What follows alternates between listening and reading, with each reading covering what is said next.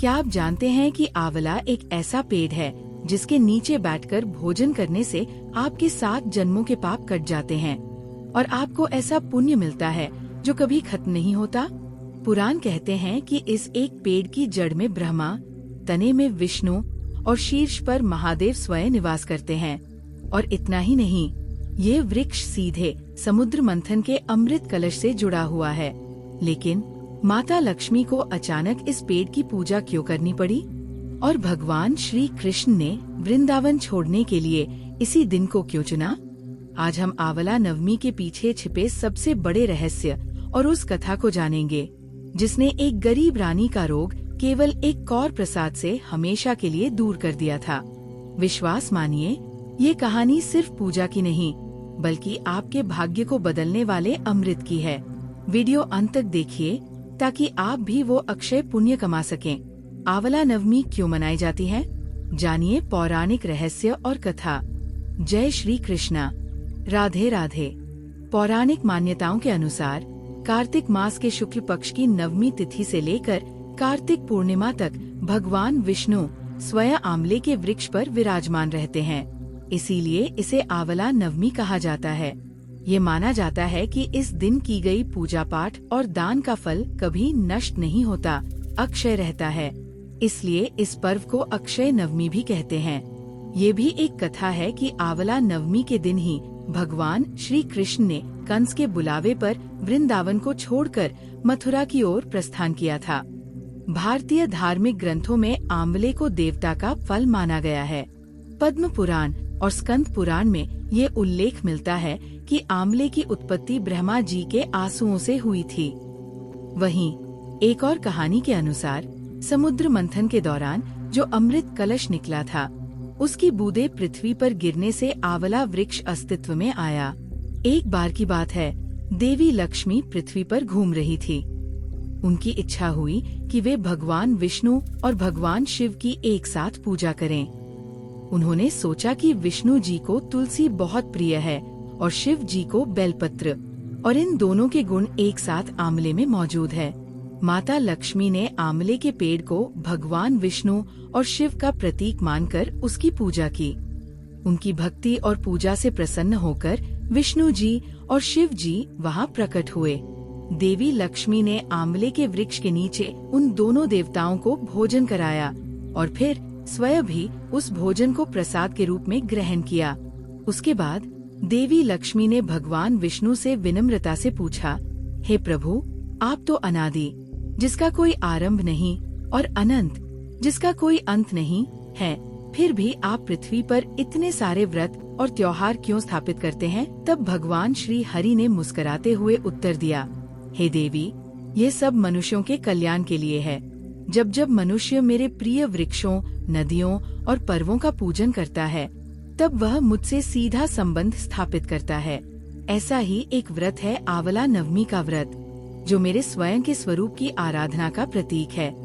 भगवान आगे बोले, आंवला मेरा सबसे प्रिय वृक्ष है क्योंकि इसमें तीनों देवों त्रिमूर्ति का वास है। ब्रह्मा इसकी जड़ में, विष्णु इसके तने में और महादेव इसके शीर्ष भाग में निवास करते हैं।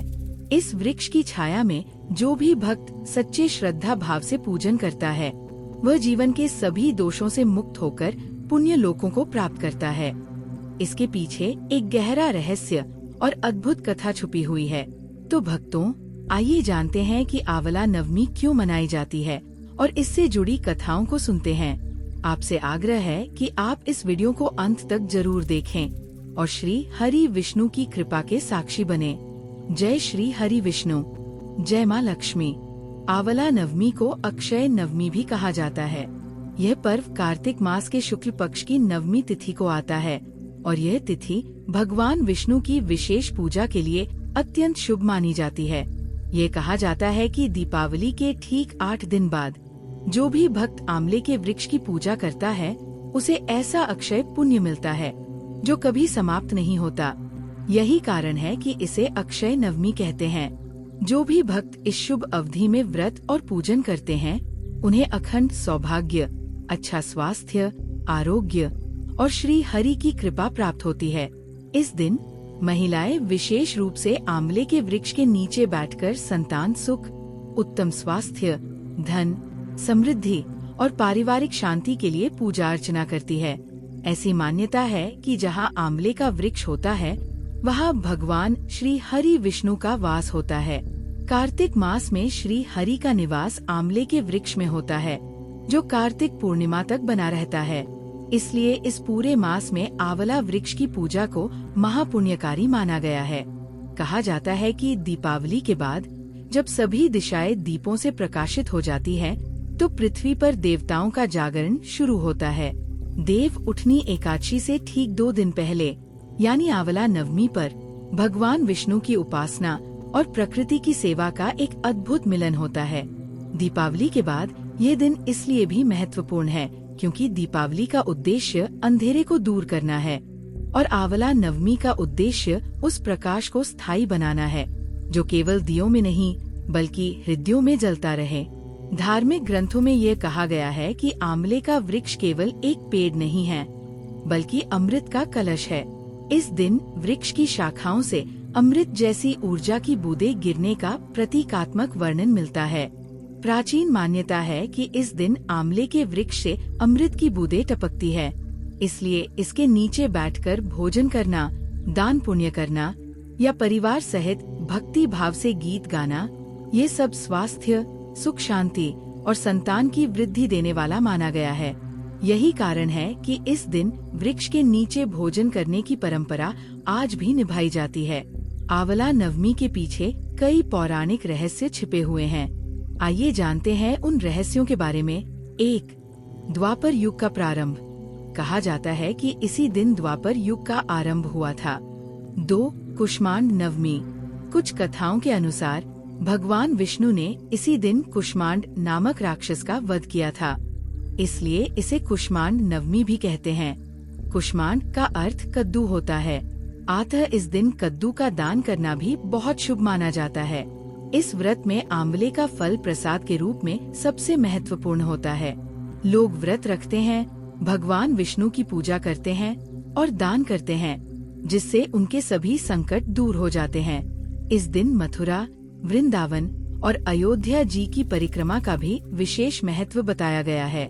ये कहा गया है कि जो भक्त कार्तिक शुक्ल नवमी के दिन वृंदावन या गोवर्धन की परिक्रमा करते हैं, उन्हें सीधे वैष्णव लोक में स्थान मिलता है। ऐसा इसलिए है क्योंकि भगवान श्री कृष्ण ने कंस वध से पहले तीनों वनों की परिक्रमा इसी दिन की थी। यह दिन श्री कृष्ण के लिए तपस्या का दिन था और भक्तों के लिए पूजा का। आंवला वृक्ष का वैज्ञानिक महत्व भी बहुत अद्भुत है। आंवले में विटामिन सी की मात्रा सबसे अधिक होती है, जो शरीर को बीमारियों से बचाता है। आंवला वृक्ष के नीचे बैठकर भोजन करने से प्रकृति की शीतलता और उस वृक्ष की सकारात्मक ऊर्जा मानव के तन और मन में प्रवेश करती है। ये परंपरा केवल आध्यात्मिक नहीं बल्कि स्वास्थ्यवर्धक भी है। इस दिन भक्त सुबह जल्दी स्नान करते हैं, सफेद वस्त्र पहनते हैं और आंवले के वृक्ष के नीचे दीपक जलाकर भगवान विष्णु को याद करते हैं। वे कहते हैं, हे आंवले के रूप में स्थित श्री हरि, मुझ पर अपनी कृपा बनाए रखें। पूजा के बाद आंवले का फल प्रसाद के रूप में ग्रहण किया जाता है।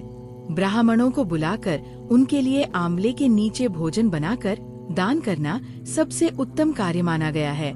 कहते हैं कि देवताओं ने भी इस दिन प्रकृति की पूजा की थी। जब समुद्र मंथन के समय अमृत निकला तो देवताओं ने आंवला वृक्ष को अमृत का प्रतीक माना और उसकी जड़ों में अमृत की बूंदें डाल दी।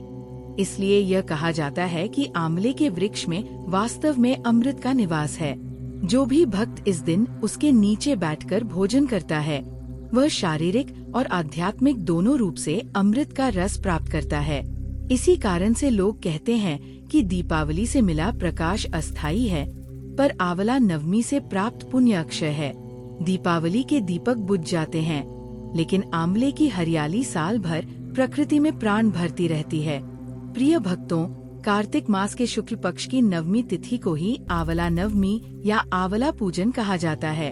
अतः प्रिय भक्तों को इस अवधि में स्नान करके आंवले के वृक्ष के पास बैठकर विधिवत पूजा और दान पुण्य करने का विशेष फल प्राप्त होगा। कार्तिक मास स्वयं भगवान विष्णु का प्रिय महीना है और इस दिन आंवले के वृक्ष की पूजा करने से भगवान विष्णु और माता लक्ष्मी दोनों की कृपा मिलती है।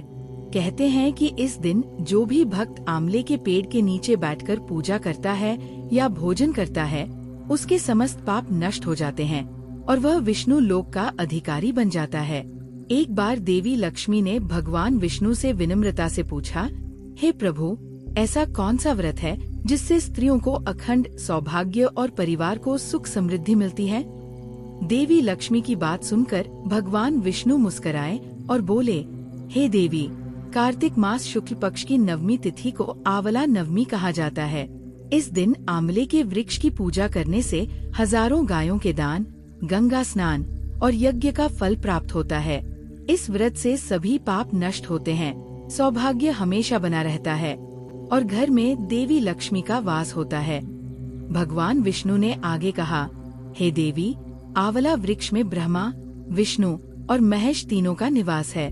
इसकी पूजा करने वाला भक्त तीनों लोकों के देवताओं का पूजन करता है। ये सुनकर माता लक्ष्मी बहुत प्रसन्न हुई और बोली, हे प्रभु, ये व्रत तो सचमुच बहुत कल्याणकारी है। प्रिय श्रोताओं, तभी से आंवला नवमी के दिन भगवान विष्णु और माता लक्ष्मी की पूजा का ये शुभ पर्व मनाया जाने लगा। इसके पीछे एक अद्भुत कहानी भी बताई जाती है। प्राचीन समय में कांतपुर नाम का एक नगर था, जहाँ विक्रम सेन नाम का एक अत्यंत दयालु और धार्मिक राजा राज करता था। उनकी रानी मालवती बहुत ही अच्छे स्वभाव वाली और धर्मनिष्ठ थी। वे दोनों हर एकादशी, पूर्णिमा और अमावस्या का व्रत करते थे। किंतु एक वर्ष ऐसा हुआ कि कार्तिक मास के दौरान रानी गंभीर रूप से बीमार हो गई। डॉक्टरों और वैद्यों ने बहुत इलाज किया, पर कोई लाभ नहीं हुआ। राजा बहुत दुखी हुए और उन्होंने भगवान विष्णु से प्रार्थना की, हे नारायण, यदि मेरे जीवन का कोई भी पुण्य बचा है तो मेरी रानी का दुख दूर कर दीजिए। उसी रात राजा को स्वप्न में भगवान श्री हरि विष्णु के दर्शन हुए और उन्होंने कहा, हे राजन, तुम्हारी रानी का रोग केवल दवाइयों से नहीं मिटेगा। कार्तिक मास शुक्ल पक्ष की नवमी को आंवला वृक्ष के नीचे मेरा पूजन करना और रानी को भी वहाँ बैठा कर भोजन कराना, क्योंकि उस वृक्ष के नीचे मैं स्वयं निवास करता हूँ। सुबह होते ही राजा ने नगर में घोषणा करवा दी कि आज से सभी लोग कार्तिक नवमी को आंवले का पूजन करेंगे। राजा की आज्ञा के अनुसार नवमी के दिन पूरे नगरवासी आंवले के वृक्षों के नीचे इकट्ठा हुए। राजा रानी ने विधिवत पूजा की, दीपक जलाया, भगवान विष्णु को बुलाया, आवाहन किया और आंवले के वृक्ष की जड़ में दूध, जल और गंगा जल अर्पित किया। पूजा के बाद रानी ने वही आंवला वृक्ष के नीचे प्रसाद के रूप में भोजन किया। जैसे ही उन्होंने पहला कौर अपने मुंह में डाला, उनके शरीर से रोग के सारे लक्षण गायब हो गए। पूरे नगर में जय श्री हरि विष्णु और जय आंवला वृक्ष के नारे गूंज उठे। तब भगवान विष्णु ने आकाशवाणी की और बोले, हे भक्तों, आज से जो कोई कार्तिक नवमी के दिन आंवला वृक्ष का पूजन करेगा, उस पर मेरी और देवी लक्ष्मी जी की कृपा हमेशा बनी रहेगी। वह व्यक्ति कभी गरीब नहीं होगा और उसके कुल में हमेशा धर्म और भक्ति बढ़ेगी। इस प्रकार आंवला नवमी व्रत की शुरुआत हुई। इसी कारण इस दिन आंवले के वृक्ष के नीचे पूजा करना, कथा सुनना और भोजन करना की परंपरा प्रचलित हुई। प्रिय श्रोताओं, अब जानते हैं इस व्रत की पूजन विधि और इसके अद्भुत फल की कथा। कार्तिक मास के शुक्ल पक्ष की नवमी तिथि को सुबह स्नान करके साफ वस्त्र पहनने चाहिए। एक बर्तन में गंगा जल लेकर आंवला वृक्ष की जड़ में अर्पित करें। फिर भगवान विष्णु को याद करते हुए कहें, नमो भगवते वासुदेवाय नमः। आंवला वृक्ष पर रोली, चावल, फूल, दूध, जल, दीपक और धूप चढ़ाए। वृक्ष के चारों ओर 3 बार परिक्रमा करें। इसके बाद वहां बैठकर विष्णु सहस्त्रनाम का पाठ करना या विष्णु जी को याद करना, स्मरण करना बहुत फलदायक माना गया है। इस दिन ब्राह्मणों, कन्याओं और गरीबों को भोजन कराना भी अनिवार्य माना गया है। जो भी व्यक्ति स्वयं आंवला वृक्ष के नीचे बैठकर भोजन करता है, वो अनंत जन्मों का पुण्य प्राप्त करता है। कहा गया है कि आंवले के नीचे भोजन करना तीर्थों के दर्शन करने के समान फल देता है। एक अन्य पौराणिक कथा के अनुसार सतयुग में एक ब्राह्मण पत्नी थी जिनका नाम सुहासिनी था। वो अत्यंत धार्मिक, पतिव्रता और भगवान श्री हरि विष्णु की परम भक्त थी। हर वर्ष कार्तिक मास में वह अपने पति के साथ आंवला वृक्ष की पूजा करती थी। किंतु एक बार उनके पति तीर्थ यात्रा पर चले गए और वो अकेली रह गईं। उन्होंने सोचा कि क्या बिना पति के ये व्रत करूं या नहीं। तभी एक दिव्य आवाज आई, हे देवी, जो कार्य श्रद्धा से किया जाता है उसमें भगवान स्वयं सहयोग करते हैं। सुहासिनी ने पूरी श्रद्धा से आंवला नवमी का व्रत किया। उन्होंने वृक्ष की जड़ में दीपक जलाया, फूल चढ़ाए और भगवान विष्णु का नाम जपते हुए वहीं पर भोजन किया। उसी समय भगवान विष्णु स्वयं वहां प्रकट हुए और बोले, हे देवी, तुम्हारा ये व्रत मुझे बहुत प्रिय हुआ। आज से जो भी इस व्रत को करेगा उसे लक्ष्मी जी का आशीर्वाद हमेशा मिलता रहेगा। उसके घर में कभी भी अन्न, धन या सौभाग्य की कमी नहीं रहेगी। आंवला नवमी का एक वैज्ञानिक पक्ष भी बहुत रोचक है। आयुर्वेद के अनुसार आंवले के फल में विटामिन सी बहुत अधिक मात्रा में पाया जाता है, जो रोगों से लड़ने की शक्ति, रोग प्रतिरोधक शक्ति को बढ़ाता है। कार्तिक मास के दौरान इसका सेवन शरीर को शुद्ध करता है और पित्त दोष को संतुलित करता है। इसी कारण हमारे ऋषियों ने इस दिन आंवले का सेवन और पूजन दोनों अनिवार्य बताए, ताकि शरीर और आत्मा दोनों की शुद्धि हो सके। इस दिन विवाहित महिलाएं आंवला वृक्ष के नीचे बैठकर अपने सुहाग की लंबी उम्र, दीर्घता के लिए सौभाग्यवती स्त्रियों को सुहाग की वस्तुएं दान करती हैं और माता लक्ष्मी से प्रार्थना करती हैं कि हे लक्ष्मी माता, जैसे आपने भगवान विष्णु जी का साथ कभी नहीं छोड़ा, उसी प्रकार मेरे सुहाग की रक्षा सदा करें। प्रिय श्रोताओं, इस दिन का एक और विशेष नाम अक्षय नवमी भी है, जिसका अर्थ है कभी न समाप्त होने वाला पुण्य देने वाली तिथि। इस दिन जो कोई दान, जप या पूजन करता है उसका फल अनंत गुना होकर उसे प्राप्त होता है। कहा गया है, आंवला वृक्ष के नीचे जो करे नवमी पूजा, प्राण नरक द्वार न पावे, विष्णु लोक में हो स्थान। अंत में जब सूर्य अस्त होता है और कार्तिक की ठंडी हवा में आंवले की पत्तियां हिलती हैं, तो ऐसा लगता है जैसे भगवान विष्णु स्वयं मुस्कुराते हुए आशीर्वाद दे रहे हों। प्रिय भक्तों, जिसने आज आंवले की पूजा की वह मेरे सान्निध्य को प्राप्त करेगा। उसके घर सदैव देवी लक्ष्मी का वास रहेगा और उसके कुल में कभी गरीबी नहीं आएगी। आंवला नवमी केवल एक व्रत नहीं, बल्कि भगवान विष्णु की उपासना, स्वास्थ्य और समृद्धि का एक अद्भुत संगम है। जो इसे श्रद्धा से करता है वह जीवन में सुख, समृद्धि और मोक्ष तीनों प्राप्त करता है। अब हम सुनेंगे आंवला नवमी की दूसरी कथा। बहुत समय पहले एक समृद्ध लेकिन कम दयालु राज्य था, जहां आमलिया राजा शासन करते थे। राजा ने एक दिन ये संकल्प लिया कि वे प्रतिदिन अपनी प्रजा में 1.25 मन आंवला दान करेंगे और उसके बाद ही भोजन करेंगे। ये दान प्रक्रिया देखने में तो सरल थी, पर राजा की प्रजा और उनके बेटों को ये पसंद नहीं था। पुत्रों और बहुओं ने कहा, ये दान क्यों? हमारा खजाना तो धीरे धीरे खत्म हो जाएगा। पर राजा ने अपनी निष्ठा नहीं छोड़ी और नियम के अनुसार दान करते रहे। समय बीतने पर पुत्रों का व्यापार खराब होने लगा। राज दरबार में ये डर बैठ गया कि इस दान नियम से राज्य का भरण पोषण प्रभावित होगा। एक दिन राजा ने दुखी होकर महल छोड़ दिया और जंगल में चले गए।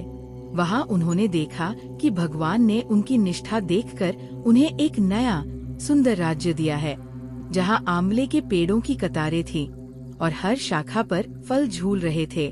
राजा और रानी ने वहाँ बैठकर फिर से अपने नियम को निभाया, दान दिया और पूजा की, और उसके बाद आंवला वृक्ष के नीचे भोजन किया।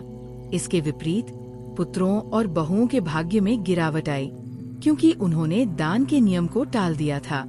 जब पुत्रों ने अपनी गलती और पिता की भक्ति को देखा, तो वे मन ही मन पछताते हुए अपने पिता के पास गए और माफी मांगी। पिता ने उन्हें समझाते हुए कहा, दान करने से खजाना घटता नहीं बल्कि बढ़ता है। आंवले का वृक्ष और इस दिन का व्रत देवताओं को प्रिय है। उसी दिन से पुत्रों और बहुओं ने आंवले के पेड़ की पूजा करना शुरू किया और दान के कार्य में लग गए। तुरंत ही उनके घर में खुशहाली लौट आई, संपत्ति बढ़ी, संतान सुख मिला और राज परिवार में खुशी छा गई। इस कथा से ये शिक्षा मिलती है कि सच्ची श्रद्धा और नियम से किया गया व्रत, दान या वृक्ष पूजा कभी व्यर्थ नहीं जाती। जिसे हम केवल दिखावे के लिए करते हैं वो जल्दी नष्ट होता है, पर जिसे हृदय से और निस्वार्थ भाव से किया जाता है वह अक्षय पुण्य बन जाता है। इसीलिए इस पर्व को अक्षय नवमी कहा गया है, क्योंकि इस दिन किया गया पुण्य कभी समाप्त नहीं होता। अब हम सुनेंगे आंवला नवमी की तीसरी कथा। बहुत समय पहले एक समृद्ध और धार्मिक नगर था जिसका नाम था अम्बलपुर। वहाँ के राजा महाराजा बहुत दानशील थे, किंतु उनके राज्य में एक ऐसा विचित्र नियम था कि हर दिन राजा स्वयं 1.25 मन आंवला दान किए बिना भोजन न करते।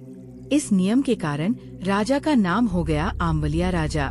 राजा और उनकी रानी दोनों ही भक्तिमान थे और वे प्रतिदिन सुबह उठकर आंवले के वृक्ष के नीचे पूजा करते, ब्राह्मण दंपति को भोजन कराते और फिर भोजन करते। परंतु राजा के बड़े पुत्र एवं पुत्रवधू को ये नियम भारी लगता था। उन्होंने कहा, पिताजी, यदि आप प्रतिदिन इतने बड़े दान करेंगे तो हमारा खजाना एक दिन समाप्त हो जाएगा। इस नियम को शीघ्र बदलना चाहिए। ये बात सुनकर राजा चिंतित हुए। उन्होंने स्वयं सोचा कि यदि मैंने ये दान बंद किया तो धर्म का संतुलन बिगड़ जाएगा। अतः उन्होंने अपने राज्य तथा सिंहासन को त्याग कर रानी सहित एक सुनसान जंगल में चले जाने का निर्णय लिया। वहां पहुंचकर उन्होंने पाया कि दान न होने के कारण उनका राज्य साथ साथ उनकी भक्ति भी क्षण हो गई। 7 दिन तक राजा रानी ने भूखे प्यासे दिन बिताए। इसी दौरान उन्हें एक दिव्य स्वप्न आया। भगवान विष्णु ने दर्शन दिए और कहा, हे राजा, तूने धर्म का पालन किया है, इसलिए मैं तुझे दान का फल दूंगा।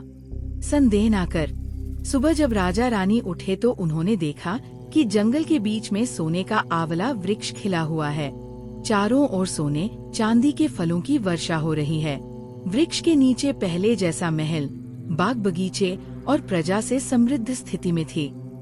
भगवान ने स्वरूप बदलकर कहा, हे राजा, जैसे तूने ब्राह्मणों को दान किया था, वैसा ही आज तू इन आंवला मूल्यों को ब्राह्मणों को दान कर।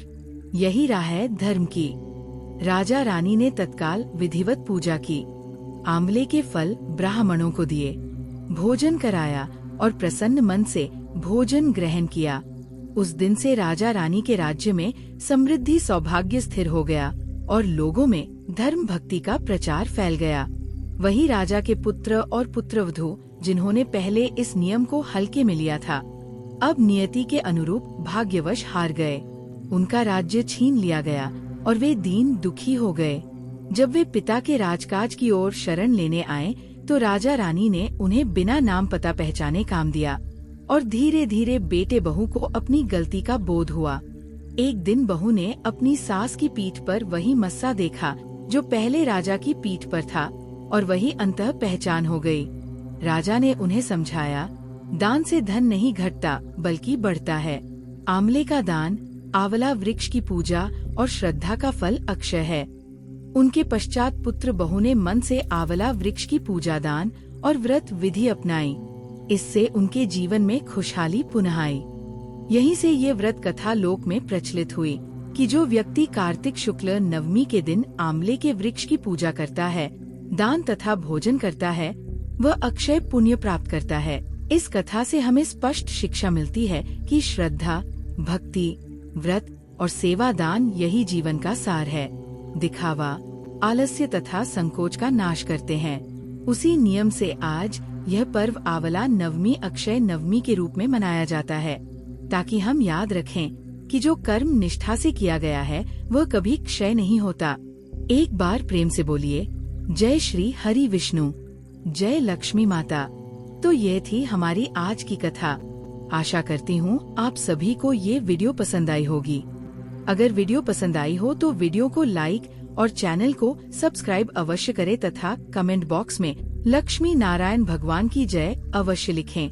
मिलते हैं फिर एक नई कथा के साथ। तब तक के लिए राधे राधे।